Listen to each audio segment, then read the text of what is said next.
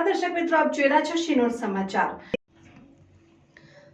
ડભોઈ પંથકમાં ખરી ઠંડી એ હવે માછા મૂકી વહેલી સવારે ધુમ્મસ સાથે મોડી રાત્રે ઠંડા ફૂંકાતા પવનને કારણે નગરજનો ઠંડીનો અનુભવ કર્યો। કેટલાક વિસ્તારોમાં લોકો તાપડાનો સહારો લેતા જોવા મળ્યા તો ગરમ કપડાં પહેરી લોકો બજારમાં નીકળી રહ્યા હોય તેવા દ્રશ્યો સર્જાયા।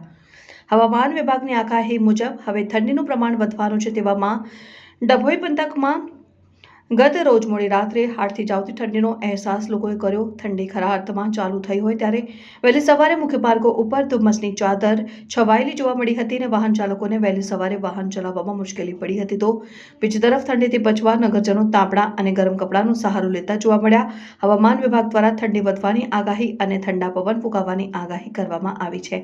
રિપોર્ટર મીત માછી, શિનોર સમાચાર ન્યૂઝ, ડભોઈ।